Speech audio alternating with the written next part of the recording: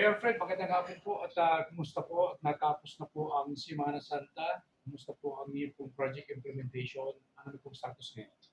So far, tuloy-tuloy naman sa awa ng Diyos at yung ating paggagawa ng kalsada, going to Umiray, going to Mabalalim, tuloy-tuloy lang siya by administration. By administration po? Yes. Kompleto po kayong mga equipment ang local government? Oo, at may kabibili akong bagong dalawang equipment, isang backhoe, isang grader, isang pison. So tuloy-tuloy lang. At I see to it na yung aking ginagawang kalsada is 8 to 10 meters ang width. Ilang person na po? Sa ngayon, ako ay nasa Barangay Kanaway na, particular sa Barangay Masanga, going to Umiray. So hopefully, by end of May, tagos ko na hanggang Umiray. Yun, nakakatuwa dahil sa kooperasyon ng aking mga tao, lalo tigit sa Municipal Engineering Office. Very cooperative sila at napakasisipag. So standard yung daan? Standard. Dalawang linya?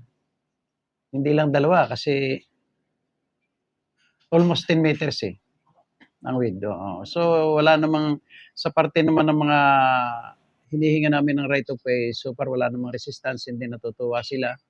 Bagamat maalikabok, pero isang magandang pagbibiyahe na ang kanilang nararanasan.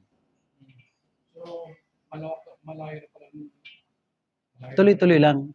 At sa katunayan, inallowed ko silang pumasok kahit Sabado. Yung mga job order kasi daily basis lang naman sila. Sinasamantala ko kasi itong tag-init. Kaya kailangan bago magtag-ulan, malayo na nang rating ang aking kalsada. Sa ito ng bundok Along shoreline. Shoreline. O yung highway kasi na ginawa ng public works ay nasa bundok. Mas kailangan natin dito sa tabing dagat, kaya yan ang aking ginagawa. So target ito, Mayor, makakarating na ng Aurora rin? Hopefully, by end of May, and then yung aming kuryente, tuloy-tuloy ang pagkakabit nila ng poste ng Kisilco. May mga pundo naman kami dyan, kaya sabi ko nga sa kay manager dito sa amin ng Kisilco, piliting maabot ang Umiray ng kuryente para mabawi na namin sa Aurelco. Dito naman sa papuntang Ilaya, nandito na ako sa Pisa, tuloy-tuloy na yung ginagawa ko sa mga ilog na dinadaanan, spillway or gabyon ng aking ginagawa. So by end of May din, tapos ko na hanggang mga Mahabalalim. So hopefully, going to Makalya na ako. From Mabagco to Makalya, and then from Makalya to Lagmak, and then from Lagmak to Anghelo. Tuloy-tuloy na yan, So, hindi natin titigilan. Remote yan. Ito yung madalas naging problema ng mga nakarating sa amin din, lalo sa mga ilog, mahirap ng daanan. Yes. Maayos na ngayon. Oo, ang nakakatuwa dito sa aming mga kababayan, lalo sa mga IPs, ang gagaling magsipaghalaman. Ang problema, yung kanilang mga halaman o mga produkto, hindi maibababa, pero sobrang taas na ng presyo. Dahil sa walang access nga. Kabayo lang, tapos jeep, nahihirapan sila. Kaya ang kailangan talaga namin is kalsada. Sana nga may mga tumulong sa amin, lalo tigit ang National Agency, pati Philippine Army, hinihinga ko na rin ng tulong. Pero so far, doon sa aming mga resources, minamaximize ko. At tuloy-tuloy naman yung paggagawa ko ng kalsada. Nakikita naman ng aking mga kababayan. Magkaroon na po ang nailan na budget? Krudo lang. Pang-krudo lang at saka pampasahod doon sa mga tao. Wala akong pinakontrata dyan. So far, medyo minimal lang aking ginastos dyan. Minimal lang. May mga truck naman kami, ang aming dump truck is 8.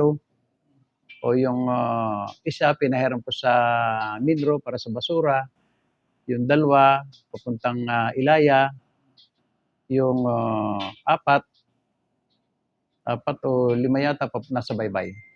Tuloy-tuloy ang regrabeling nila. May iba po ang topic natin. Si Electa, dito nagaraan, ay nagbigay ng pabuya doon sa isang mangingisda na nakatulog ng cocaine. Dito pa sa lugar po ninyo, kumusta po ang public safety? Siyempre, yung isang ulit. Super okay naman. Pero hindi natin maikakila, may mga user dito o baka may mga poser din. Kaya ito, magiging sa amin pag-uusap ni PD Albasia at very tumutulong at madalas sa amin pag-uusap, kagagaling nga lang dito. Gusto, palalakasin namin yung kampanya at sa katunayan, nilaanan ko yan ng pundo para sa anti-drug. Kaya ako yung maasa na yung aming kampanya ay magtatagumpay against drugs sa mga susunod na araw. So tuloy-tuloy ito Mayor. Yes, kaya binabalaan ko rin at gusto kong ipabot sa aking mga kababayan na yung mga gumagamit, yung mga nagtutulak, tigilan na nila. Dahil sisiguruhin ko sa kanila, kulungan ang hahantungan nila. Hindi ko sila panghihinayangan. Maawa sila sa kanilang pamilya. At talaga ipapakulong ko. Kapag na-involve sa illegal drugs, Mayor, gusto nila naging problema ay yung abuse sa family. Number 2, yung Yes. nakawan. Yes. So, gusto po ang status dito sa inyo. Dito sa amin, more than 90% or 95% drug-related ang mga kaso namin. Kaya kailangan mawala yan. Hindi man totaling mawala. Basta best effort kami. Sisikapin ko lahat, mga kulong lahat ng mga gumagamit ng drugs. Ako naman may sapat na anunsyo sa kanila na tigilan na. Dahil kung hindi, ay talagang kulungan ang kanilang hahantungan. No, yun ang aking stand dyan. Maging kamag-anak ko man, maging kaibigan ko man, maging sino sila. Hindi ko sasantuhin. So, matinding babala ito, Mayor, sa Yes. kababayan. Decided ako dyan. Determinado ako dyan. Tigilan na nila at di ko sila sasantuhin. Ano po ang mga programa ninyo sakaling meron pong magbalik doon? Siyempre, matagong buhay nila. Kami bilang sa aming pamahalaan, naglaan ako ng pondo katulad ng mga kooperatiba at saka nakalaan ng aming pamahalaan para tulungan sila. Una-una, lalo yung mga addict na yan, karamihan naman ay mga lalaki. Since na kami by administration, pwede silang pumasok ng trabaho sa amin. Magkano kami? Parang 500 per day. Sapat na yun para sila mabuhay siguro.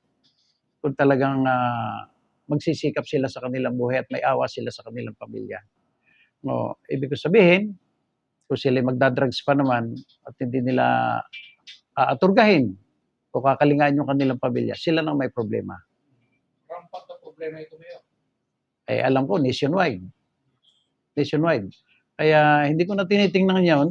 Ang tinitingnan ko na lang itong aming bayan. Kaya hinihingi ko ang kooperasyon ng lahat ng barangay official. Identified na naman dito sa aming bayan kung sino mga nagtutulak, kung sino yung mga gumagamit. At hindi ko pang hihinayangan yan. Pakukulong ko sila lahat. Determinado ako dyan. Pero kumusta po yung inyong sabong dito, Mayor? Tuloy ang operasyon?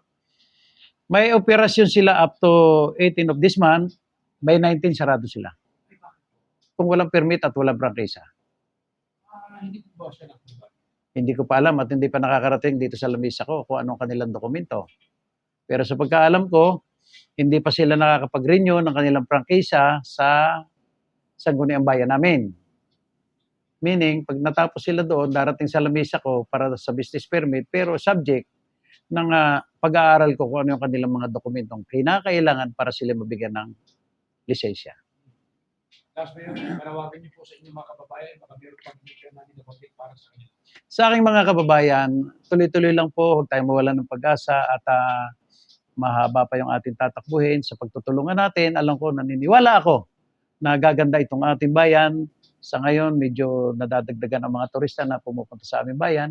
Kaya yung mga pwedeng tourist destination namin pwedeng punta sa mga barangay na hinihingi ko rin yung kooperasyon ng bawat barangay para sa mga right of way. Tuloy-tuloy. Hindi naman malaking gastos yan kasi sabi ko nga sa iyo, ginagawa ko lahat ng yan by administration. May mga ilan na kaming ginawa dito na kalsada papunta sa kanilang mga pools. Yun. Tapos lalagyan ko ng mga CR yan. So, yun. Kahit sa tabing dagat, ako'y natutuwa, dinadayo ng mga local tourists natin. Maraming nagtitinda. In short, maraming nakikinabang. At yan naman ang kailangan natin. Kaya katatapos lang ng meeting ko ngayon doon sa mga vendor na roroon, sabi ko, alagaan nyo na yan at amin ang inumpisahan yan. Huwag nyo nang hayaang mawala sa inyo yan.